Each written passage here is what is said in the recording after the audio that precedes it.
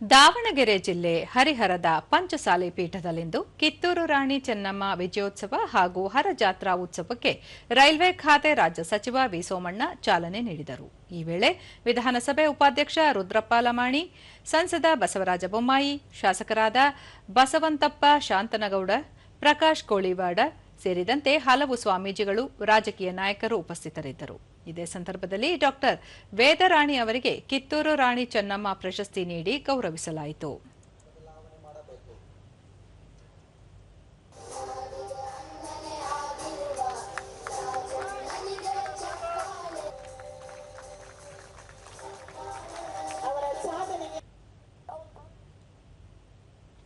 ಬಳಿಕ ವಿ ಸೋಮಣ್ಣ, ಸರ್ಕಾರದ ವತಿಯಿಂದ ಕಿತ್ತೂರು ರಾಣಿ ಚೆನ್ನಮ್ಮ ಉತ್ಸವ ಮಾಡಲು ಎಲ್ಲ ರೀತಿಯ ಪ್ರಯತ್ನ ನಡೆಸಲಾಗುತ್ತಿದೆ.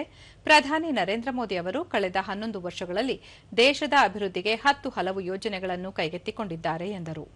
ರಾಜ್ಯದಲ್ಲಿ ರೈಲ್ವೆ ಇಲಾಖೆ ಒಂದರಲ್ಲೇ 49,000 ಕೋಟಿ ರೂಪಾಯಿ ಮೊತ್ತದ ಯೋಜನೆಗಳನ್ನು ಕೈಗೆತ್ತಿಕೊಂಡಿದ್ದು 30 ವರ್ಷಗಳ ಹಳೆಯ ಯೋಜನೆಗಳನ್ನು ಪೂರ್ಣಗೊಳಿಸಲು ಆದ್ಯತೆ ನೀಡಲಾಗಿದೆ. ರಾಷ್ಟ್ರದ ಅಭಿವೃದ್ಧಿ ಗ್ರಾಮ ಪಂಚಾಯಿತಿಗಳಿಂದಲೇ ಆರಂಭವಾಗಬೇಕು ಎನ್ನುವ ಕಲ್ಪನೆಯುಳ್ಳ ಮಹಾನ್ ನಾಯಕ ಪ್ರಧಾನಿ ನರೇಂದ್ರ ಮೋದಿ ಎಂದು ಹೇಳಿದರು. ರಾಜ್ಯ ಅಭಿವೃದ್ಧಿ ಆಗಬೇಕಾದ್ರೆ ಜಿಲ್ಲೆ ಆಗಬೇಕು, ಜಿಲ್ಲೆ ಆಗಬೇಕಾದ್ರೆ ತಾಲೂಕು ಆಗಬೇಕು, ತಾಲೂಕು ಆಗಬೇಕಾದ್ರೆ ಹೋಬಳಿ ಆಗಬೇಕು, ಹೋಬಳಿ ಆಗಬೇಕಾದ್ರೆ ಪಂಚಾಯಿತಿ ಆಗಬೇಕು ಅನ್ನುವ ದೂರದೃಷ್ಟಿಯ ಚಿಂತನೆಯನ್ನು ಕೊಟ್ಟಂತವರು ನಮ್ಮೆಲ್ಲರ ನೆಚ್ಚಿನ ಪ್ರಧಾನಮಂತ್ರಿ ನರೇಂದ್ರ ಮೋದಿ ಅವರು. ಅವರ ಮಾರ್ಗದರ್ಶನದಲ್ಲಿ ಈ ದೇಶ ಸಂಪತ್ಭರಿತ ದೇಶ ಆಗ್ತದೆ.